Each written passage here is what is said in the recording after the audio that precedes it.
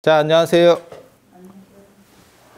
오늘은 집안에 이제 불상이나 이런 뭐 보살상이나 이런 분들을 좀 모시면 어떠냐, 어떤 분이 그런 걸 물어보셔가지고 그와 관련된 이야기들을 해드릴 생각입니다. 실제로 댓글에 여러 가지 얘기들을 물어보시는 분들이 있는데 대부분 제가 전에 관련된 영상들을 만들어 놓은 게 있어요. 그러니까 그런 것들은 채택하지 않고 그 다음에 좀 새로운 거 전에 얘기된 게 없었던 것들이면 가능하면 설명도 해드리고 이렇게 할 생각도 있습니다. 아무튼 그런 얘기들은 굉장히 많아요. 절에 다니시는 분들 중에 집안에다가 이렇게 뭘 불상이나 안 그러면 보살상이나 그 다음에 안 그러면 뭐 그림 같은 경우를 그려놓으면 된다 안 된다 뭐 말들도 많고 어떤 경우에는 사람에 따라서는 나중에 절로 갖고 오는 경우도 있고 많습니다. 그래서 그런 것들을 좀 정리를 해달라라는 얘기가 있어서 얘기를 해드리려고 합니다. 우리 전통적으로 지금은 우리가 문화가 어느 정도 발전해서 이제 돌발이 상대적으로 굉장히 적어진 상황이에요. 예전에는 돌발이 많았죠. 그러니까 쉽게 사람들이 죽고 어떤 일인지 그 인과를 파악하지 못하는 돌발이 굉장히 많았습니다. 지금으로 보면 그게 어려운 거는 아니에요. 그러니까는 뭐 감기 걸려서 폐렴이 돼서 제대로 처리 못해서 죽었다. 안 그러면 어떤 거는 바이러스고 어떤 거는 세균이고 어떤 거는 무슨 뭐 파상풍으로 해서 어떻게 됐다. 이게 납득할 수 있는데 예전에는 그걸 납득을 못했어요. 그리고 병을 지금은 병하고 운하고 이런 것은 다르다고 봤지만 예전에는 병하고 운 이런 것은 다 같은 계열이에요. 그러니까 복이나 운이나 그 다음에 병이나 이런 것들은 다 같은 계열이라서 그래서 무당이 구슬하는 것도 운을 좋게 하는 경우도 있고 그 다음에 나쁜 걸 쳐내는 것도 있고 그리고 질병 같은 거를 물리치는 경우도 있고 그래서 그게 같이 가는 거예요. 근데 무당만 그런 게 아니고 실제로 약사열애불 같은 경우도 그 내용을 보면 그냥 질병만 치료하는 게 아니고 운도 좋게 하고 그 다음에 복도 주고 이렇게. 그러니까 옛날 사람들이 이걸 다 같은 개념으로 본 거예요. 이걸 구분을 못했습니다. 정확하게 말하면. 그래서 병이라는 것도 어떤 바이러스나 세균 때문이 아니고 삿된 나쁜 기운이 침범한 거라고 보는 거예요. 운도 왜 내가 운이 안 좋으냐? 왜 내가 이번에 시험에 합격하지 못했냐? 이것도 안 좋은 기운이 나를 침범해서, 물론 뭐 공부를 너무 안 해서 그런 경우는 어쩔 수 없지만 될 듯 말 듯한 경우들에서 밀려나는 거를 이제 운이 안 좋아서 실제로 그런 경우를 살다 보면 많이 겪습니다. 그래서 어떤 때는 일이 잘 될 때도 있고 어떤 때는 안 될 때도 있고 뭐 그런 경우들이 뭐 많이 있으니까요. 그래서 그런 것들도 같이 그러니까 총 삿된 기운이라고 하는 개념으로 봐요. 삿된 기운. 이게 이제 침범을 하면 안 된다라고 보는 거고 저게 집에 보통 문으로 들어온다라고 하는 생각들을 해요. 그래서 뭐 정초에 문에다가 무슨 뭐 이렇게 액막이 비슷하게 벽사 의미로서 그림 같은 걸 붙이거나 글씨를 쓰거나 호랑이 그림을 그리는 경우도 있고 그려서 붙이는 경우도 있고 용호 이렇게 써서 붙이는 경우도 있고 입춘 때도 건양다경 입춘대길 건양다경이라고 쓰는 것도 내나 그런 의미들이고 그래서 이런 위험에 대해서 인과 파악이 안 되고 다양하게 이렇게 접하게 될 때는 사람이 불안합니다. 계속 언제 어떻게 죽을지 모르고 그래서 제가 전에도 그런 말씀을 드렸잖아요.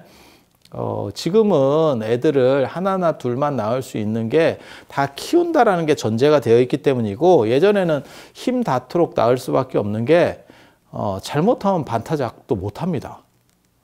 그런 상황 속에서 정해진 숫자만 낳을 다 키운다는 보장이 없는 상황에서 낳았다가 이게 잘못하면 대가 끊어지고 뭐 이런 식의 일도 이루어질 수 있기 때문에 굉장히 많이 낳으려고 노력들을 했죠. 그래서 임신 기간도 굉장히 길고 그래서 그런 것들을 파악을 못 해내는 거죠.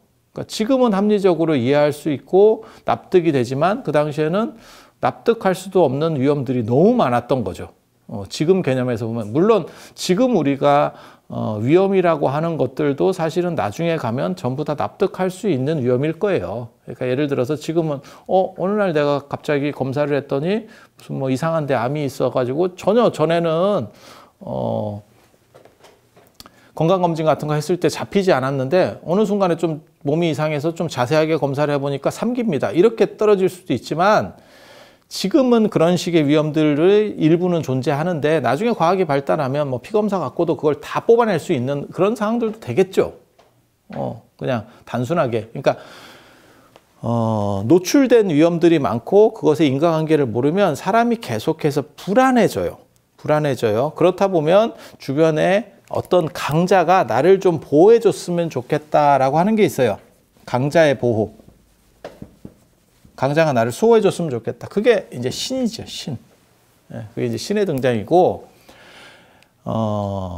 유목 문화 같은 경우는 계속 이동하기 때문에 그냥 하나의 신만 믿는 방식을 쓴다면, 이제 농경 문화 같은 경우는 여러 요소들이 많죠. 그러니까 비가 오면 비신, 뭐 비가 안 와도 비신에게 빌어야 돼. 비가 너무 와도 비신을 빌어야 되고.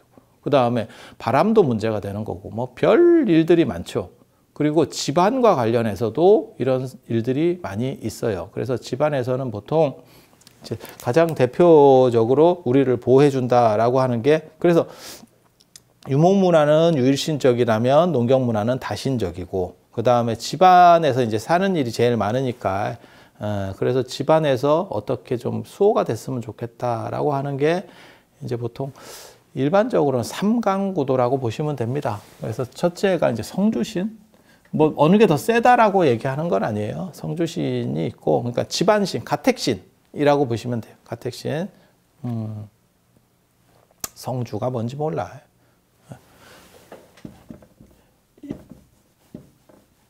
이렇게 성주를 쓰면 성의 주인 뭐 이런 식으로, 그래서 대장이다라고 하는 의미도 되고, 그 다음에 이게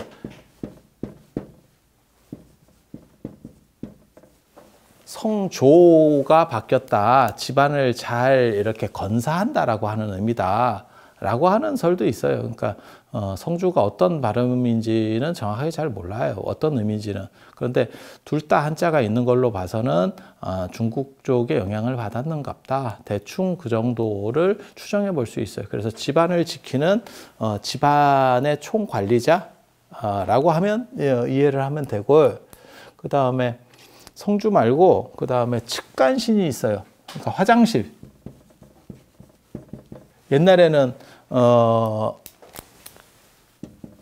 측간신 이래 갖고 저 화장실을 측간이라고 했었잖아요. 측간. 그래서 화장실 신. 화장실이 이제 좀 이렇게 두렵게 다가오는 이유는 잘못해서 불이 없을 때, 그러니까 전기가 없을 때 잘못해서 빠지면 사람이 잘 죽습니다. 제가 예전에도 그런 얘기 잠깐 해드렸었는데, 화장실에 빠지면 왜 죽느냐 이렇게 자꾸 얘기를 하는데, 거기에 가스가 차 있어요. 이렇게. 그래서 실수로 빠졌을 때 사람이 뭐 불러서 나올 수도 있고 뭐 이렇게 기어 나올 수도 있는데, 그 가스에 취하면 혼절하는 거예요. 그래서 사람이 거기서 이렇게 늪처럼 이제 가라앉게 되는 구조죠. 지금은 이런 뭐 용변들을 이렇게 대변이나 소변을 모으지 않지만, 예전에는 그거를 농사에 쓰기 위해서 재활용하기 위해서 계속 모아야 되는 상황에서 어느 정도 이상의 규모를 가지고 있고, 화장실이 어느 정도 이상 규모를 가지고 있고, 그 다음에 그건 좀 그 다음에 집에서부터 약간 떨어져 있고, 그러니까 집 안의 영역에는 있지만 냄새가 나니까 약간 분리시키는 거. 그래서 화장실의 의미는 정확하게 이해하죠. 그러니까 집안 중에서 약간 외진 곳. 그러니까 무섭다는 생각들도 있는 거고, 그 다음에 이제 거기에 빠지면 아무튼 이 취해가지고 사람이 혼절하는 거예요. 보통 불 났을 때도 마찬가지거든요. 불에 타 죽는 게 아니고 실제로는 유독가스에 질식돼서 사람이 혼절하는 바람에 문제가 생기는 겁니다. 그게 이제 주된 사망이 많은 이유예요. 그 다음에 타겠지. 혼절한 뒤에 타겠지. 그리고 유독가스는 한두 번만 마시면, 화재로 인한 유독가스는 한두 번 마시면 폐가 타버려요. 그리고 화장실 안에서도 그게 보통 일이 아니겠죠. 그냥 딱 생각을 해봐도. 그러면 이제 쓱 가라앉으면서 죽게 되는 거죠. 그래서 나중에 이제 어디로 애가 실종됐는지도 모르는 상황에서 사람이 죽게 되면 화장실을 걷어내서 이제 저 비료로 쓰려고 할 때 해골 같은 게 나오는 거죠. 그게 이제 달걀 귀신의 원형이라니까요. 하얗죠. 달걀 귀신이 나오는 거죠, 진짜.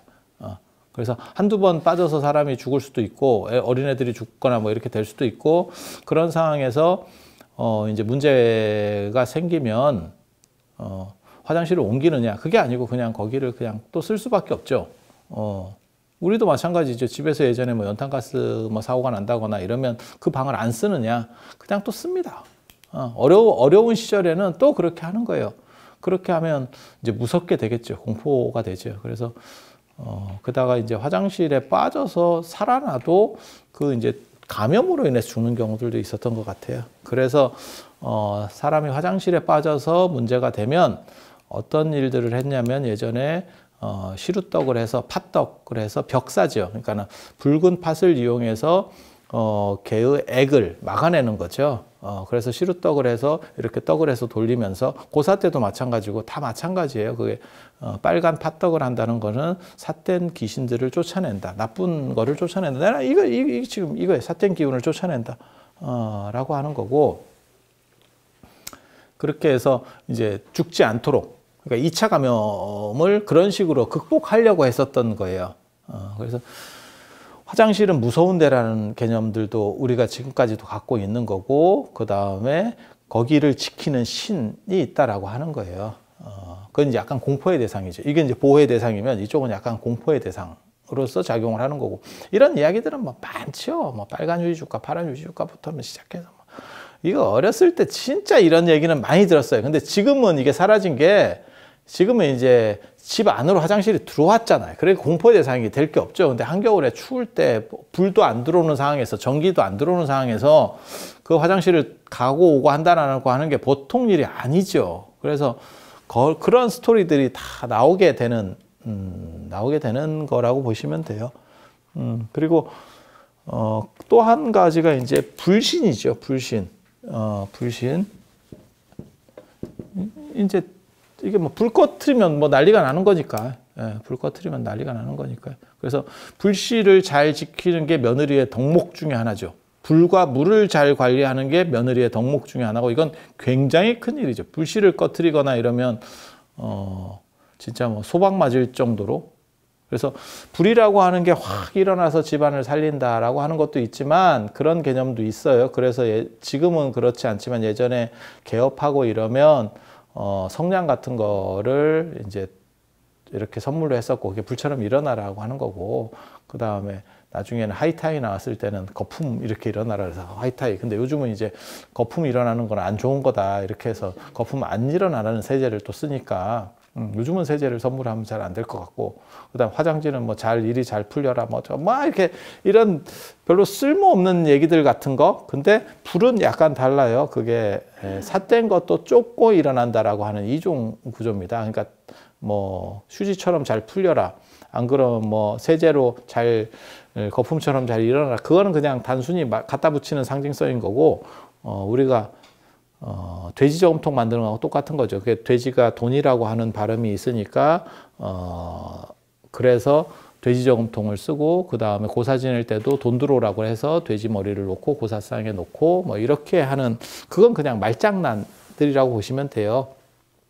그런 말장난류는 뭐 종류가 많습니다. 제가 그래서 그런 얘기도 해드렸잖아요. 예전에 박쥐 같은 경우가 한자로 복이라고 쓰기 때문에 편복 이렇게 쓰거든요. 그래서 복이라고 쓰니까 박쥐 날아가는 모습으로 해서 날아서 들어온다. 복이 들어온다. 그래서 박쥐 문양 같은 것들을 많이 그렸다. 예전에는. 그래서 돼지도 그렇고 박쥐도 그렇고 이런 것들은 그냥 말장난들입니다. 이런 말장난이 지금까지 내려오는 게 이제 휴지, 그 다음에 세제 뭐 이런 거라고 보시면 되고 불이라고 하는 거는 그렇게 쫙 일어난다라고 하는 의미도 있고 이건 벽사예요. 이건 아까 시루떡 얘기하듯이 이거 모든 삿된 것들을 다 쫓아내는 불로서 어떻게 보면 이건 맞는 거죠. 왜냐하면 인류가 불을 발견함으로 인해서 모든 외부의 우리보다 강력한 짐승들로부터 보호받게 되는 거거든요. 보호받게 되는 거거든요. 그래서 이 불이 있고, 그 다음에 이 불은 예전에는 함부로 꺼트리면 이게 뭐 집안에서 얻으러 가야 되고 옆집으로 얻으러 가야 되고 이건 굉장한 수치로 여겼었죠.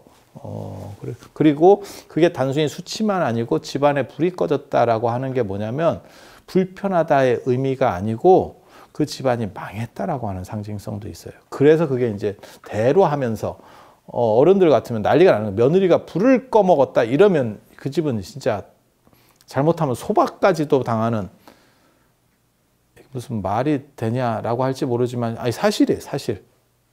그 당시 사람들은 그렇게 생각한 거예요. 그리고 불을 관리를 조금만 잘못하면 초가집일 경우에는 한 마을 전체가 탑니다. 이거는 뭐 초가에서는 지붕에서 지붕으로 막 날아다니는 거예요, 불이. 그래서 한 마을이 다 타기 때문에 이거는 최대한 경계를 해야 되고, 그래서 부뚜막 신앙이라고 하는 게 있고, 그 부뚜막이 아궁리죠. 아궁리는 인도에서 아그니. 인도의 불의 신이 아그니예요. 히랍 신화에서 불을 갖다 주는 사람은 프로메테우스라고 하면 인도 불의 신을 아그니라고 합니다. 그래서 그 인도 신적인 요소가 들어와서 아궁리까지. 이거는 지금 거의 중국식이라고 보면 되고, 이건 중국식 개념이 들어왔겠다라고 추정을 해볼 수가 있고, 한자가 너무 뚜렷하게 있기 때문에 이쪽은 인도 겁니다. 인도 겁니다. 그리고 인도 같은 경우도 집을 지키는, 이게 이제 3명의 집을 지키는 어떻게 보면 가장 강력한 신들이라고 보면 돼요. 그리고 인도도 집을 지키는 신의 구조가 있어요. 근데 인도에는 불신이라고 하는 게 별게 없고 우리하고 달라요. 우리는 취사열을 난방열로 쓰기 때문에 취사 때 발생하는 열을 다시 난방으로 추운 기울에서 그렇게 쓰기 때문에 부엌이 집 안으로 들어오고 그 다음에 일반 집의 방보다 한 단위 낮고, 그래서 열이 올라가는 구조로 이렇게 만들어 있어요. 그래서 부엌댁이라든지 뭐 부엌에서 밥을 먹는다든지 이러면 굉장히 천하게 여기는 겁니다. 한 단위 낮기 때문에. 그런데 인도는 더운 지역이기 때문에 집안에 불 이런 열기가 차면 안 돼요. 그래서 마당에서 화덕같이 놓고 쓰는 문화가 있어요. 그러한 공간을, 그러니까는 집이 있으면 집 안에 부엌이 있는 게 아니고 집 밖에 마당의 한쪽 구석에 있는 거고, 그걸 정지라고 합니다. 깨끗한 땅, 그건 잘 관리해야 된다. 라고 하는 정도의 의미로, 그래서 열을 밖에서 취사를 하면서 날리는 구조예요. 집 안으로 못 들어오게. 이게 이제 집이면. 우리식하고는 좀 반대죠. 그래서 이 불신에 대한 위상이 낮아요. 낮고, 인도는 뭐 어떤 신이 최고로 이제 집안을 잘 다스린다라고 하면, 이제 집안에서 제일 중요한 신이라고 얘기를 하면, 문지방 신입니다. 그래서 문턱을 밟지 말라. 문의 그 중앙, 문턱이 뭔지 아시죠? 요즘은 문지방 신도 없어. 이유가 뭐냐면 청소기 돌리고 이럴 때 편하려고 문지방 자체가 아파트, 요즘 만드는 아파트 보면 그냥 막 다 이렇게 밀고 댕기고 이렇게 하는 거죠. 그런데 문지방, 거기에 이제 신이 산다라고 하는 거죠. 그래서 그게 이제 인도식 전통이고, 인도의 성주신은 거기 사는 거예요. 인도의 성주신은 거기 사는 거예요. 그렇다 보니까 그 문화가 불교를 타고 우리나라에 들어와서 이 아궁리 들어오듯이 이렇게 들어와서 지금까지 남아있는 게, 문지방을 밟으면 재수가 없다. 아니면 문지방을 밟으면 복이 달아난다. 라고 하는 게 여기서 나오는 문화 구조라고 보시면 돼요. 그러니까 불교적인 사고로 들어오긴 들어왔지만 이것은 정착했고 그것은 정착을 못한 겁니다. 그건 정확하게 정착을 못한 거예요. 정확하게 정착 못한 거는 이러한 신들이 있었기 때문에. 특히 불신이 나중에 이제 또 뭐 올라가서 옥황상제한테 뭐 꼬바른다 뭐 이런 얘기도 있어요. 그게 또 경신일 날 뭐 꼬바른다 그래서 경신일에는 날을 세고 뭐 이런 풍습들도 예전에 있었습니다. 철회하는 풍습이 있었어요. 경신일은 뭐냐면 우리가 이 달력에 보면 달력에 간지들이 쭉 쓰여 있어요. 그 중에서 경신일이라고 하는 이 경신날에 이 부뚜막신이 올라가서 하늘에 올라가서 옥황상제한테 꼬발른대요. 참고로 말씀드리면 옥황상제는 송나라 때 나오는 하느님 이름이에요. 그 전에는 제천 이렇게 썼었고, 옥황상제 우리가 듣는 그거는 송나라 때부터 나오는 구조거든요. 그래서 그런 정도 생각하시면 되고, 이 외에도 또 있습니다. 농경사회에는 워낙 다신적인 조건이기 때문에 또 있습니다. 그게 뭐냐면 신성시 여기는 곳이 장독대. 장독대는 보통 집의 북쪽에 위치하는 경우들이 있습니다. 정북은 아니고 북쪽에서 한쪽으로 치우친 정도에서 위치합니다. 제 말이 뭐 100% 맞아요. 제 말이 100% 맞아요. 그래서 그 장독대를 이렇게 잘 모시고 장독대에 치성드리고 이런 것들이 있습니다. 그거는 장 쪽에서 문제가, 우리는 농경문화이기 때문에, 농경문화고 이게 추운 기후때라서 저장 음식을 쓸 수밖에 없거든요. 그래서 겨울에 장에 문제가 생기면 겨울을 나기가 굉장히 어렵습니다. 겨울을 나기가 어려워요. 그래서 장독대를 신성하게 여기고, 예전에는 어른들 같은 경우는 아침에 일어나서 장독을 다 이렇게 닦는 것도 있었어요. 굳이 불필요할 것 같은 거를 계속 이렇게 닦아요. 뺀질뺀질하게 하는, 이 솥도 진짜 예전 어른들 보면 거의 기름 바른 듯이 뺀질뺀질하게 닦아요. 아니, 맞다니까요. 제 말이 다 맞다니까요. 장독도 그렇게 닦았었어요. 그래서 장독에 대한 신성함이라고 하는 게 있어요. 그거는 사실 장에 대한 신성함이에요. 그러니까 장독에 대한 신성함이 아니고, 장이 있는 곳, 그러니까는 이 장독들이 있는 이 장독대 쪽에 이것들이 이제 상하게 되면 안 되는 거죠. 그래서 이거를 최대한 잘 관리하는 게 주부의 임무 중에 하나고, 그래서 여기를 아예 신성한 공간으로 이 장독대를 만들어 버리는 거예요. 그래서 여기가 신성하다라고 생각하니까 나중에 여기서 치성을 드리는 경우도 있고, 하지만 장독대에 치성 드리는 건 별게 안 됩니다. 가놓고 얘기하면 그거는 별로 안 맞는 거고, 원래 치성, 이렇게 물 떠놓고 치성 드리고 이런 거 있었잖아요. 뭐 정한수 떠놓고 이렇게 치성. 그거는 남쪽이나 동쪽을 보고 해야 돼요. 원래는 남쪽이나 동쪽. 그거는 방위숭배입니다. 남쪽은 이제 남향이라고 하는 게 뭘 의미하는 거냐면 양명한 기운, 양명한 기운. 왜 이 장독대 보고 하면 안 되냐면, 이거는 북향을 보고 해야 돼요. 북향을 보고 하는 것은 그거는 이런 숭배 구조에서는 올바르지 않습니다.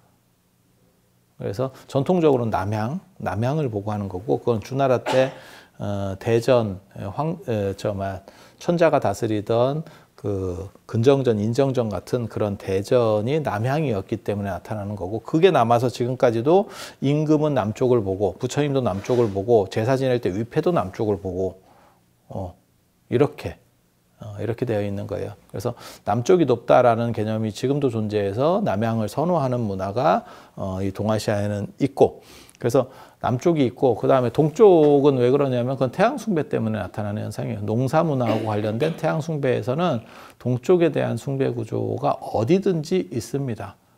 그래서 요 세 개를 필두로 해서 장독대도 있고, 그 다음에 남쪽도 있고, 동쪽도 있고, 이게 뭐 복잡해요. 굉장히 많아요. 굉장히 많아요. 그런데 여기를 자세히 들여다보면 성주라고 아예 대청마루 위에다가 이렇게 뭔가를 모셔놓는 경우들도 있었어요. 예전에는 유형적으로 그냥 단순히 우리 집을 지키는 어떤 수호자야라는 걸 넘어서 어떤 형상적으로 해놓는 경우도 있었어요. 측간에는 그런 건 없었던 것 같고, 아궁리는 그 소치 어떻게 보면 그걸 상징을 합니다. 그래서 예전에 아궁리 뭐 엄청 열심히 닦는 그런 구조들이 있었고, 장독대 같은 경우는 아예 뭐 개별적으로 금줄들을 또 다 치죠. 한 번 더 작업들을 하죠. 그래서 전체를 금줄로 치는 경우도 있고, 개별 금줄도 치고, 이렇게 장독 주변에다가 솔까지 하고 숯하고 고추를 넣어서 이제 금줄들을 치죠. 그 금줄이라고 하는 건 뭐냐면, 솔까지는 빼죽해서 삿된 것들이 들어가다가 찔린다라고 생각하는 거고, 찔린다라고 생각하는 거고, 수채는 그 안에 불이 들었다고 생각하는 거고, 고추나 이런 것들은 빨간 게 이제 불이나 태양을 상징해서 나쁜 것들을 쫓는다라고 생각하는 거고, 그래서 그 일환으로 간장 같은 데다는 안에도 넣고 밖에도 하고, 버선을 붙이는 경우도 있는데 버선은 뒤집어서 붙이고, 그거는 오지 말고 나가라라고 하는 뜻입니다. 가라. 접근 금지. 예, 버선이라고 하는 거를 그냥 정방향으로 놓는 게 아니고 뒤집어서 놔요. 그건 가라는 뜻입니다. 정방향으로 놓으면 오라는 뜻이고. 그러니까 삿된 것들이 일로 들어오지 말고 통과해라. 라고 하는 의미예요.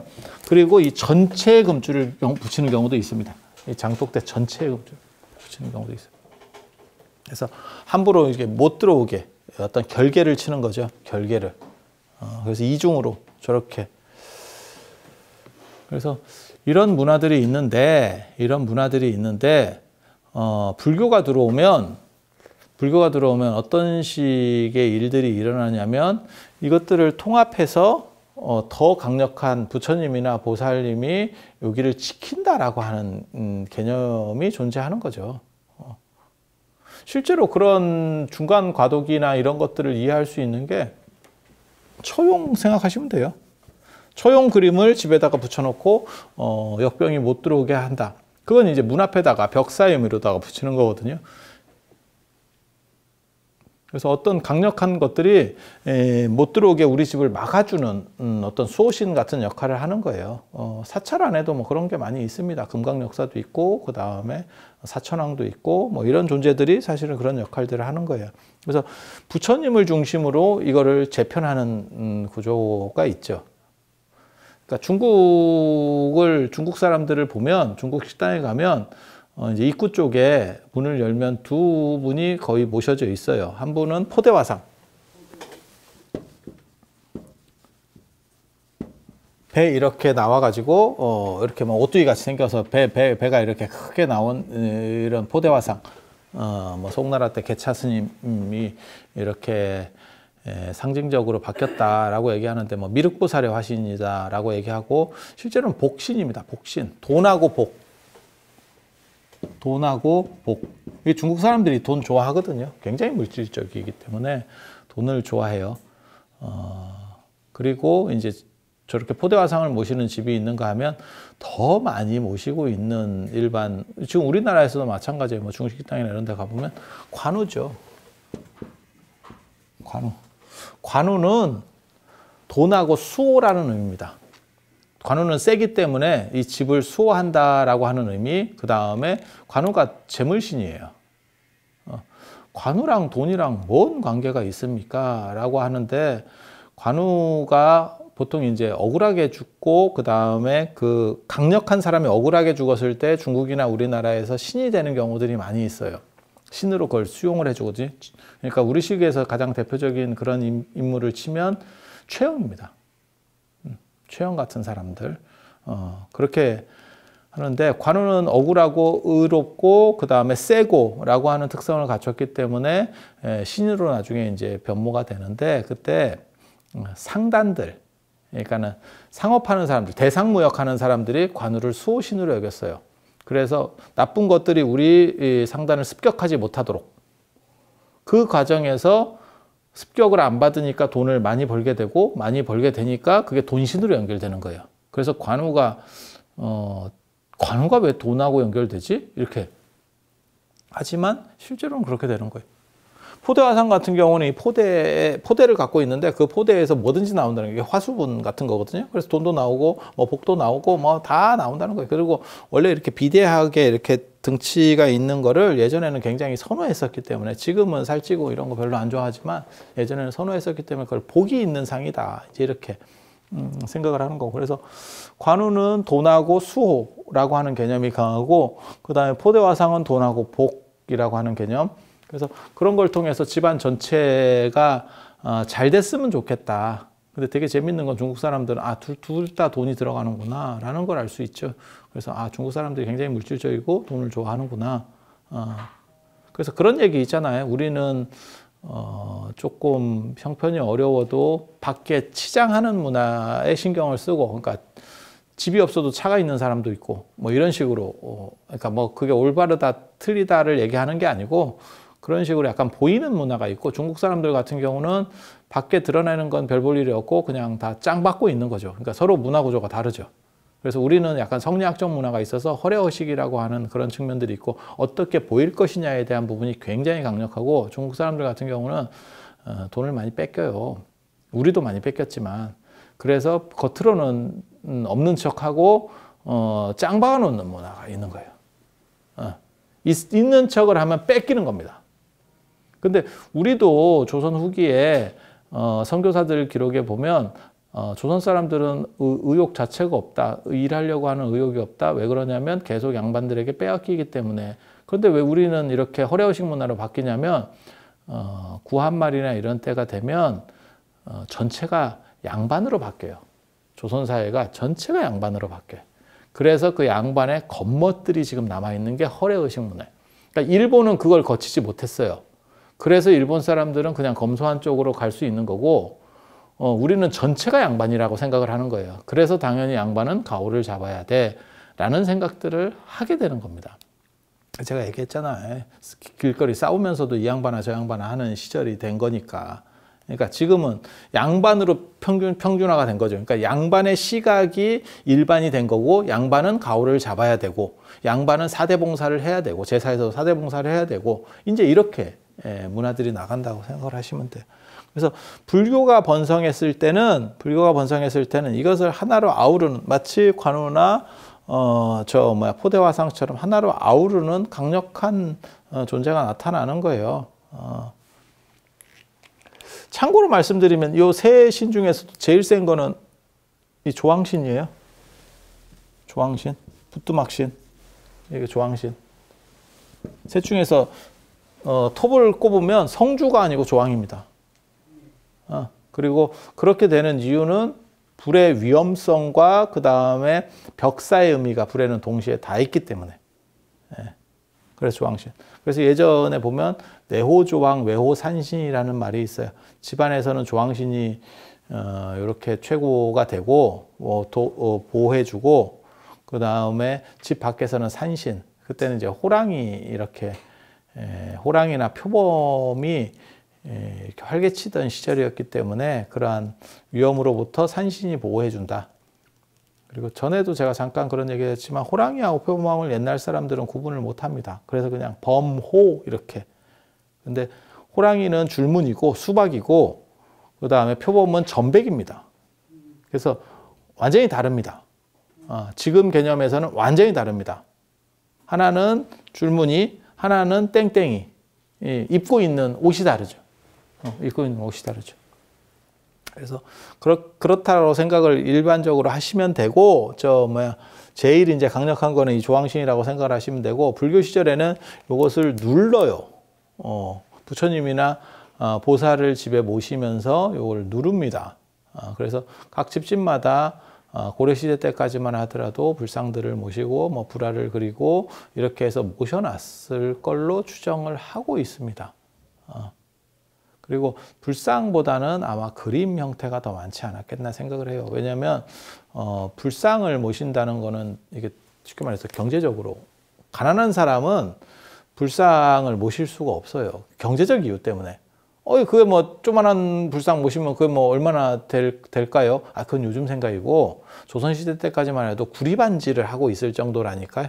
그러니까 구리로 반지 하나 정도 할 정도의 상황인 거예요. 그게 굉장히 귀한 거예요. 그런데 불상을 모시면 아무리 작아도 이 구리반지가 수십 개는 들어가겠지. 그럼 재화 가치가 크단 말이에요. 그래서 그림 쪽, 처용도 나타나는 것도 그런 거고, 그리고 그런 현상 중에 하나가 뭐냐면 달마도입니다. 지금까지 남아있는 게 달마도. 달마도하고 불자 써놓은 거.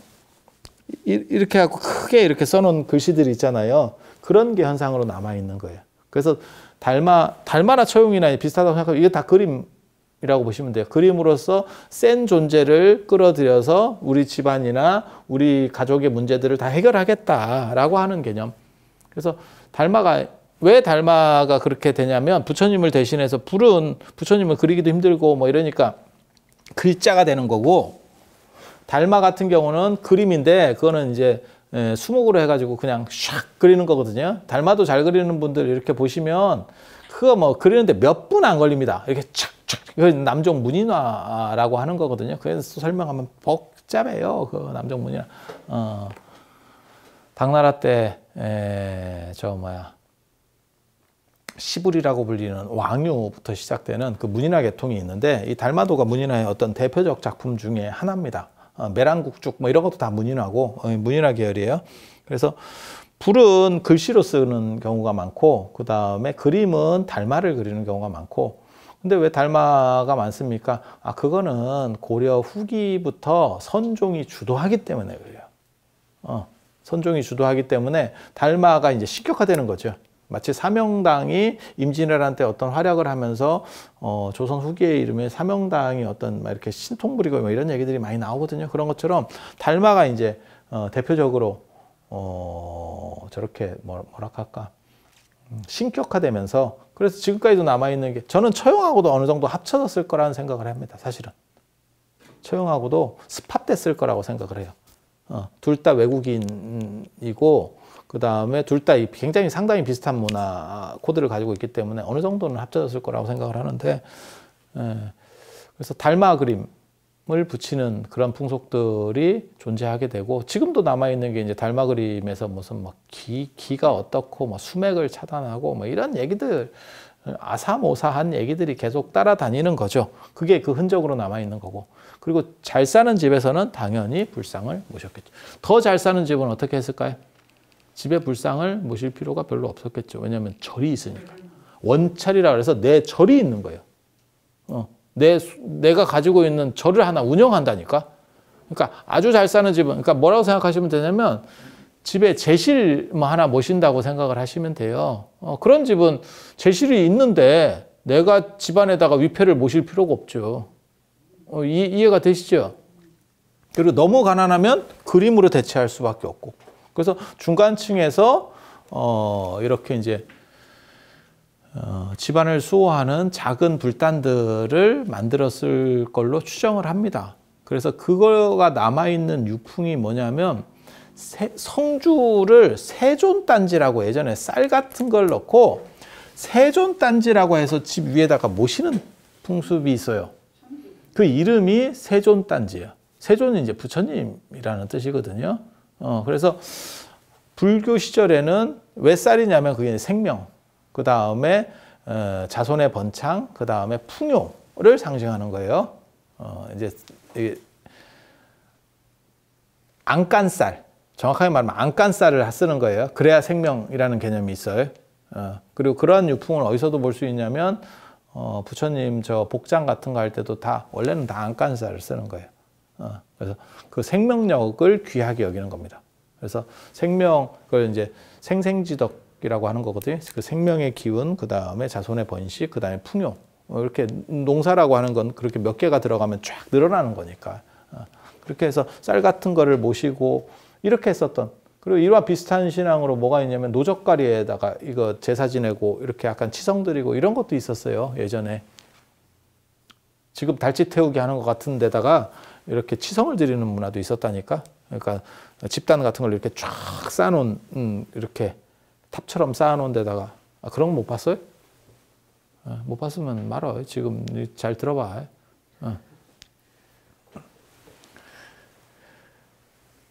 그래서 그런 식의 구조들을 이런 거를 다 통합하고 불상이나 안 그러면 보살상이나 안 그러면 밀교 같은 영향을 받았으면 부동명왕이나 이런 명왕들이 단을 만들어서 이렇게 집안을 수호하고 어떤 위치 그러니까 아예 단을 만들어서 집에다가 아예 단을 절처럼 단을 만들어서 가설하는 경우도 있었을 거고 이렇게 단이 있었던 경우도 있을 거고 안 그러면 벽에다가 이렇게 딱 돋아나게 딱 해가지고 그 위에서 딱 모셔놓고 이런 상황들이 있었을 겁니다. 그리고 그런 유풍들은 일본이나 중국 가면 아직도 남아있어요. 그래서 우리나라도 충분히 그랬을 거다라는 추정을 해볼 수 있는데 그게 나중에 이제 숭유억불상 조선이라고 하는 나라가 들어서면서 그걸 이제 다 걷어내는 거죠. 세종 때 여자는 절에 못 간다라고 하는 게 법으로 정해질 정도 상황이라고 보시면 돼요. 그런 상황에서 불상들을 집에 모시게 해놓을 수가 없죠. 그래서 아마 다 걷어냈을 거고 제가 그래서 그런 얘기 했잖아요. 돌 붙여 코 갈아 먹으면 아들 난다. 이게 코가 남자의 뭐 거시기를 상징하고 뭐 배꼽이 여자의 뭘 상징하고 이래서 예전에는 배꼽 노출이라는 게 불가능했었거든요. 가슴 노출은 가능해도 배꼽 노출은 불가능했습니다. 조선 후기 상황 얘기하는 거예요. 근데 요즘은 뭐 배꼽은 내놓고 가슴은 안 내놓는 상황이 된 거고 이제 또 바뀐 거고 그런데 코가 뭘 이게 뭐 거시기를 상징한다 뭐 이래갖고 그 코를 갈아 먹으면 그게 이제 돌아온다는 거죠. 근데 그런 것도 있지만 그걸 일부러 유교에서 퍼뜨렸다라는 얘기도 있습니다. 조선 천지에 있었던 그 당시 이제 조선이 인수하던 고려라고 하는 왕조에서 너무 많은 불상들이 있으니까 그렇게 얘기를 퍼뜨려서 남아선호 사상이 유행할 때 그렇게 퍼뜨려 놓으면 다 코를 쫀다는 거죠. 모든 애 낳고 싶은 아들 낳고 싶은 사람들이 가서 자발적으로 쫀다는 거죠. 근데 코가 무너지면 이제 불상 상호 자체가 다 무너지니까 그렇게 해서 숭유억불 기조를 이제 여러 가지 기제들을 써서 만들어 가는 거죠. 그리고 그러한 방법들 중에 하나로 안에 있는 것들을 전부 다 걷어내는 거죠. 그러면서 뭐라고 얘기하는 거냐면 이제 수호한다라는 개념으로 놓는 게 아니고 부처님이 같이 계시는 공간에 네가 어떻게 살래? 이제 부담이 된다라고 하는 개념으로 바꿔버리는 거죠. 야, 그거 부담되지 않냐? 야, 네가 너네 내오관만 사는 공간에 예를 들어서 너네 부모님만 오셔도 굉장히 부담될 건데 부처님이 거기서 네가 계속 보고 있으면 그게 보통 일이겠냐? 이렇게 하면 그 말도 또 맞거든. 또 들어보면 세상에 죄안 짓고 사는 사람이 어디 있겠고 그 다음에 무슨 모든 24시간을 올바르게 사는 사람이 어디 있겠어요? 그러니까 수호가 문제냐? 수호가 먼저냐? 나를 지켜준다라고 하는 개념이 먼저냐? 부담이 먼저냐로 작용하는 거예요. 여기서 이쪽이 이기게 되면서 불상들이 싹 철거가 되는 거죠. 이거는 똑같은 상황이 무덤에서도 발견이 돼요. 무덤에서도. 그러니까 고려시대 때까지는 사찰의 부도도 마찬가지예요. 절 안에도 있어요. 그 다음에 신라시대 때 경주의 왕릉들 보면 다 도시 안에 있거든요. 그건 뭐냐면 수호라는 의미를 먼저 주는 겁니다. 그러니까 여러분도 생각해 보세요. 아버님이나 어머니가 돌아가셨어. 그런데 그거를 집안에다가 모시는 분도 저는 봤거든요. 이렇게 구슬같이 만들어서 집안에서 모시는, 그건 이제 수호의 의미를 굉장히 그 사람은 크게 보는 거죠. 근데 그분은 수호의 의미일지 몰라도 다른 사람이 잘 관계성이 없는 사람이 가면 무섭죠. 그렇지 않을까요? 그렇게 되는 거예요. 그래서 이게 수호냐 부담이냐 둘 중에 어떤 선택을 할래? 라고 했을 때 무덤도 조선시대 때는 다 밖으로 나갑니다. 무덤이 밖으로 나갑니다. 명당 어쩌고 저쩌고 하면서 전부 안 보이는 쪽으로, 집에서 안 보이는 쪽에 모두 무덤을 써요. 조선시대 무덤은. 제주도 빼놓고. 제주도는 뭐 환경상 어려웠던 것 같고 이 내륙은 다 마찬가지죠.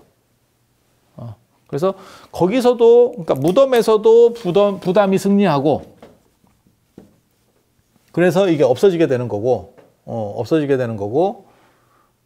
그렇다 보니까 지금 뭐 무덤 잊어버리는 사람들도 굉장히 많죠. 산에다가 써놓고 못 찾아. 지금 그리고 불상도 부담 쪽으로 가면서 집 밖으로 다 나가게 되는 거죠. 자발적으로 수거가 되는 거죠. 수거가 되는 그런 상황이 발생했다고 보시면 돼요.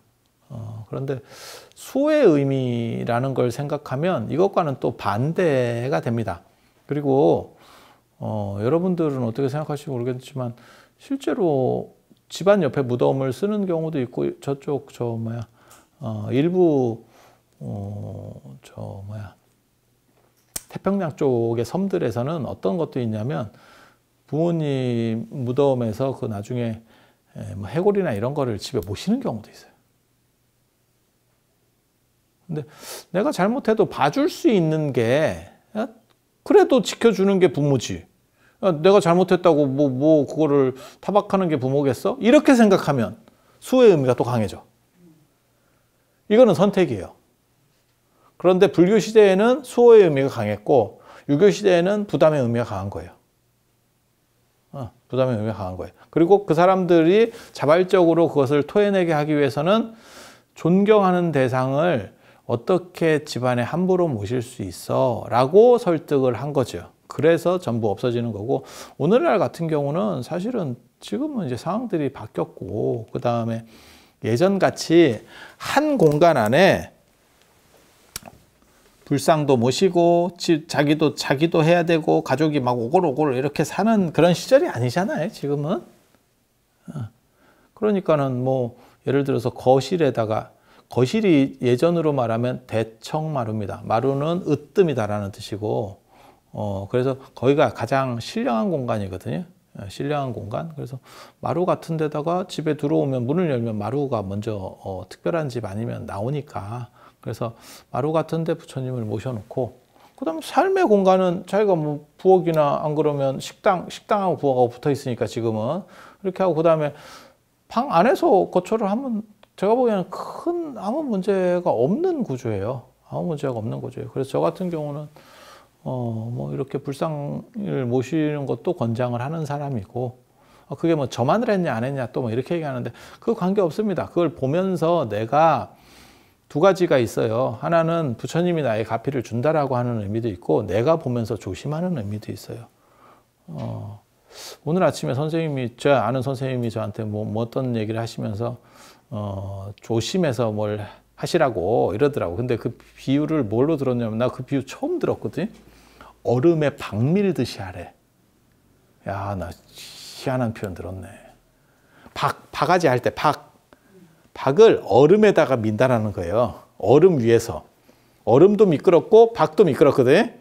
그거 조금만 하면, 아니, 생각을 해보면 되게 웃겨.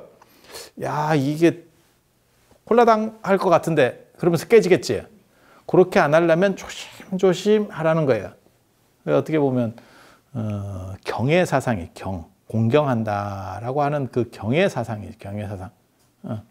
그래서 거실이나 이런 데 부처님이나 안 그러면 뭐 보살이나 이런 상들을 모셔놓고, 안 그러면 그게 그러면 뭐 금강저라도 이렇게 하나 모셔놓고 보면 내가 스스로 조심하는 문제도 있다니까. 그러니까 두 가지 효과가 있는 거예요. 그 가피라고 하는 그쪽에서 오는 효과도 있고, 내가 스스로 조심하는 것도 있고. 예를 들면 여러분도 그렇게 써놓은 집들 제가 봤는데, 우리 집이 그래요. 저희 어머니가 그렇게 써놨더라고요. 가스레인지 그 위에 뭐 불조심 이렇게 써놨더라고요. 그러니까 이제 어른이 연세가 많으시니까 정신이 이렇게, 뭔 뜻인지 아시죠? 그게 뭐 자동으로 꺼져도 또 그걸 이제 문제가 되는 거예요. 그게 문제가 되면 너무 어려워지니까. 이해가 다 되잖아요. 그렇게 써 붙여 놓으면 경각심이 한 번이라도 더 생기겠지, 라고 생각하고 붙였겠지. 그러니까 그 효과도 있는 거예요. 그러니까 꼭 이쪽에서 오는 것 플러스 내가 그 부처님이나 뭐 안 그러면 무슨 이런 나를 수호하는 분들을 보면서 나는 특별히 문제가 없을 거야. 그리고 내가 조심해야 되겠어. 라는 생각을 가지는 것도 효과예요. 그러니까 언제나 쌍방이라고 하는 거거든요. 그러니까 절에서 뭐 천도제를 지내면 뭐 어떻게 됩니까? 그런 거 얘기할 때도 늘상 두 가지 얘기를 하거든요. 돌아가신 분에게도 좋지만 그것을 100% 과학적으로 너가 그걸 장담할 수 있느냐? 그건 아니죠. 그걸 객관화시켜서 정량화 만들 수는 없어. 하지만 그것을 통해서 크게 돈 드는 게 아니면, 제가 그래서 늘상 얘기할 때 저는 뭐 부적도 그렇고 다 비슷하게 얘기해요. 크게 돈 드는 거 아니면 그냥 하셔도 됩니다. 누가 저한테 물어보면 너무 막 크게 들고 거기에 막 목숨을 걸고 이렇지만 않으면, 왜? 그렇게 해서 크게 부담 없이 천도제 같은 것도 하고 이러면 나도 마음이 풀리거든. 내 마음의 위로를 받는 것도 있거든. 내가 돌아가셨을 때 어른한테 그렇게 좀 잘 못한 게, 이게 주자식 표현해 보면 부모사 후회라고, 부모님께서 돌아가시고 나면 다 뉘우치는 게 있는 건데, 걸리는 게 있는 건데, 그거를 그런 기회를 통해서 뭐 49제나 이런 거를 통해서 다 어느 정도 이상 정리할 수 있고, 그게 중간 단계로서 저는 굉장히 좋다라고 보거든요. 그 다음에 요즘 또 상이 또 짧아지는 것도 있기 때문에 그때 못 온 분은 또 나중에라도 올 수도 있는 거고, 기간을 더 줄 수 있는 거죠. 내가 꼭 그 집에는 가야 되는데 너무 일이 지금 짜쳐서 내가 못 갔어. 그러면 내가 49제 때 갈게. 또 가능한 거니까. 그래서 한 49일 동안 그런 추모 기간을 가지면 사실은 마음이 어느 정도 정리가 되고, 나도 내가 자식으로서의 어떤 도리를 했다라고 하는 부분도 분명히 존재하죠. 그러니까 모든 일은 쌍방이에요. 쌍방. 쌍방. 그래서 부처님이나 이런 보살상들을 이렇게 모시고, 안 그러면 그림이라도 이렇게 해놓으면 스스로도 경계하고, 이게 신도 홀로 있을 때 삼가한다. 이게 굉장히 좋은 말이거든요. 그래서 세상이라고 하는 것은 내가 잘해서 잘 되는 경우도 있지만 살다 보면 너무 이렇게 약간 비틀어지는 경우들도 있기 때문에 그런 거는 조심하는 것만큼 좋은 거는 없어요. 그래서 불보살님을 모시면 그 가피로서 일단 좋은 게 있고, 그 다음에 그것을 통해서 내가 또 조심하고 경건해지고, 제가 늘상 얘기하는 게 있죠. 이 세상에 콤파스 자 할 때 이 자가 세상을 뭐 10cm, 5cm 하는 이 1cm 자. 이 자가 세상을 바르게 하진 않지만 자를 통해서 세상은 달라진다. 자를 통해 세상은 달라진다. 그래서 부처님을 모셔놓으면 그 자와 같은 역할을 하는 거죠. 나는 조금이라도 내가 부처님께서 그렇게 말씀하시거든요. 4가지로 말씀을 하십니다. 불교를 믿으면 무엇이 좋으냐? 아직 생기지 않은 선은 발생하고, 착한 것은 발생하고, 이미 발생해 있는 것은 늘어나고 증장하고, 이미 생긴 악은 줄어들고, 생기려고 하는 악은 사라진다. 이게 제가 보기에는 불교의 가장 핵심이 아닌가 싶습니다. 그래서 인간이 원하는 것은 행복하고, 그 다음에 성취하는 것들, 그런 것들이 부처님이나 이런 보살이나 어떤 명황상이나 닮아도 좋고 이런 식으로 모셔서 나에게 경각심을 주고 내 마음을 다잡을 수 있고 한 번이라도 환기할 수 있다면 저것은 충분히 긍정적 효과를 준다라고 생각을 할 수 있고, 그 다음에 내가 저런 분들을 모셔놓고 잘못하고 이렇게 잘못했을 때 그것이 재앙을 내리면 그러면 불보살이 아닙니다. 잘못을 감싸줄 수 있는 거죠. 부모도 항차 그런데 불보살이 그렇게 해서는 안 되겠죠. 그리고 사람이 평생 올바르게 살 수 있어요? 그런 식으로 살 수는 없어요.